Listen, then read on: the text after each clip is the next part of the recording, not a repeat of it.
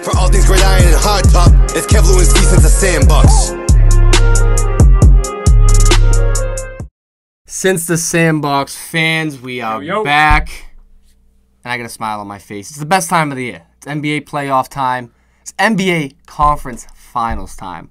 And, of course, we have to start off with the Western Conference because D-Book, the Phoenix Suns. Where's the jersey at? The Valley ain't so bad. I'll tell you that. Shout out Lou. Shout out to my Entourage fans. The Valley ain't so bad. I was going to bring out the jersey, but I wore it last week, so I gave the fans a week off. Won because you wore it. Got some other D-Book apparel in the works, too. Oh, man. So I'll be bringing the heat in the next couple of weeks. Woo! But for the time being, I mean, let's talk about it. Right now, the Suns are up 1-0 against the Clippers.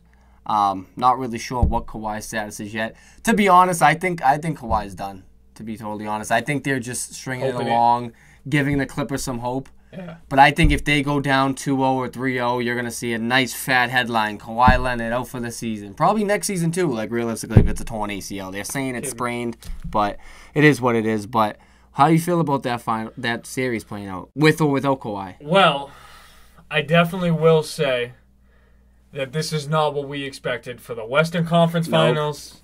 This is not what we expected for the Eastern Conference Finals. Mm-hmm. And I honestly feel like we're going to continue to be wrong going on. You know, we're going to sit here and say, oh, man, Clippers without Kawhi. Mm-hmm. And I hate to say that because I would love to see the Suns advance to a finals with CP3 being out with all this fixed COVID. Right. You know what I'm saying? Me and Kev were talking about this at work the other day.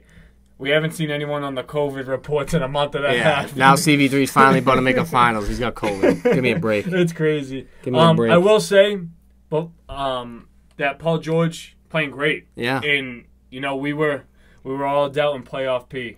And, he's really showed up. And they're competitive because of him, realistically. Yeah, I mean, they had a good game from the kid Man the other day.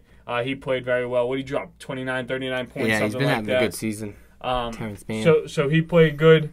But the thing is, Devin Booker plays better. Yeah, he does. He really does. He really does. And, what's great, I don't know. It's weird because if you would ask, I was high on the Suns going into the season. Did I think they were going to finish a top 4 or 5 seed? No, I didn't. I'll be the first one to tell you that. But I did think they were going to make the playoffs, especially after the way they ended the season last year, adding Chris Paul to the roster.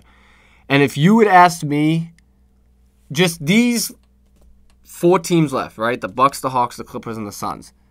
If you would ask me if the Suns were one of the top 2 most complete teams of these 4 teams left, I would have told you no. But I think as the season's going on, we've started to see, it got better. DeAndre Ayton's a solid starting center. He's I'm not going to call him an all-star, but he's a very good, serviceable starting center. I mean, anyone giving you 15 and 8 or 9 or 10 a night with the upside of 25 and 12, you know what I mean, is a good center. And obviously Chris Paul is doing what he's doing. D-Book is unreal right now. I mean, he's playing Kobe Bryant-esque if I've ever seen it since Kobe. So it's going to be tough. I mean, even their role players like Miles Bridges. Sorry, Miles Bridges is on the Hornets. But Mikal Bridges, Jay Crowder, even Payne's playing good off the bench. I feel like they're what the Heat were last year, but they are actually dangerously, they could actually win it. But I feel like in regards to, their bench is just playing unconscious, like how Duncan Robinson was last year and Tyler Hero was coming off the bench. Every time their bench goes in, there's pretty much no fall off. You know what I mean? Yeah, they're putting up the same numbers that the starting lineup's putting in. So it's going to be a crazy series. I think if Kawhi does play, the Clippers might be able to edge it out just because of the experience, and they'll have 2 lockdown defenders and him, Paul George, and then you add Pat Beverly to the mix. But without Kawhi, I don't even think they have a chance, honestly. I think they might win 1 game. Come on. You're not going to... And that's not having faith in Paul George. It's just that team... the Clippers are one team that's built around 2 superstars. And I think that, obviously, the Suns have Chris Paul and D-Book. That's their 2 superstars. And I think Ayton's better than any of the Clippers' third options. You know what I mean? And that's going to be the difference. Suns in 4 2.0? Suns in 4 2.0. Shout out the Suns in 4 guy. Shout out that bobblehead, bro. Did you see what happened with that? So they weren't selling it. It was like an auction. So some guy auctioned $5K for it. You had a little auction. It was only 1 made. Shout out D-Book, though. Shout out D-Book, though. Shout out D-Book. Right? But before I talk about what these two teams could mean in the finals, everything that you said about the Suns, you could also say about the Hawks. Yeah. Mm-hmm. You really could. Mm-hmm. You know, whatever you said about Ayton, you could say the same about Capella. Yeah. And, you know, Trae Young wasn't an all-star this year. He's playing like a top 5 basketball player right now. Yep. You know, like you said, their bench comes in, and there's no fall-off. Herder dropped 27, 29 points the other night. Huter, whatever, Kevin, whatever.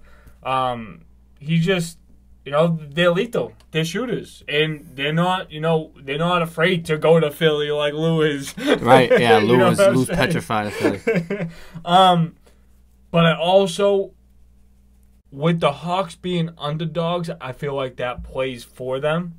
But I also think that this is a series that could also match up better for the Bucks. Yeah. And I just think that they have big man depth. And I'm not saying that the Hawks can't defend that. I just think that Capella's definitely going to have his hands full. Not that he didn't with Embiid and Tobias Harris, but Giannis is like... Different breed. It's different breed. I know what you mean. It is, and it's like him and like Middleton. You know what I mean? It's just like he's Embiid with Ben Simmons' athleticism, pretty much. Yeah, that's what he is. So it's just tough, and like you also have to think too. Embiid wasn't playing 100%. I'm not saying that still wasn't a challenge, but you're going to see Giannis giving 100%, and realistically, he's going to be on the court for 40 minutes a game, or pretty close to it.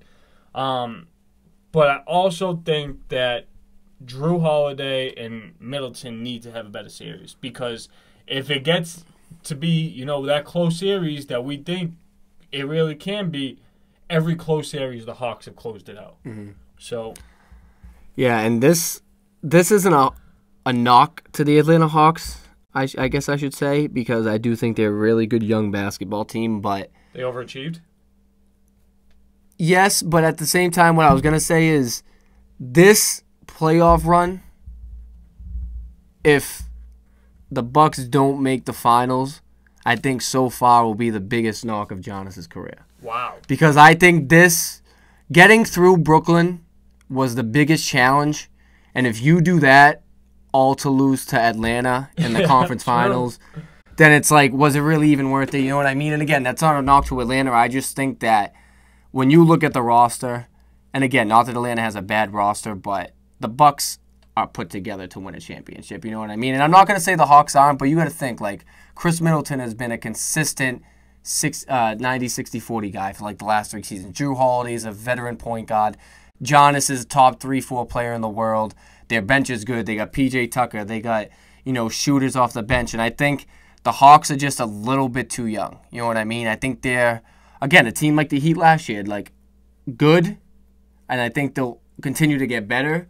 But I just think the lack of inexperience in the playoffs, and especially, you know, in a Western Conference Finals, is going to come out to show, because none of those guys, I mean, really, I think besides Capella, have played in the conference finals. He played when he was on Houston. Yeah. And I think that'll show. And again, I think Giannis is head over heels the best player on the floor. Like, it's not even close. Obviously, Trae would be number 2. But if you talk about dominance, I'm going to give the edge to Giannis, just because he's a little too quick for Capella, and I think he's a little too big and strong for John Collins. I do have to say, though, like, I'm not saying that I disagree with you, because, I mean, it's pretty clear what everyone viewed Atlanta through. We talked about them in the Knicks series, and it was just the conversation just to get to the next round. Right. And now here we are in the Eastern Conference Finals.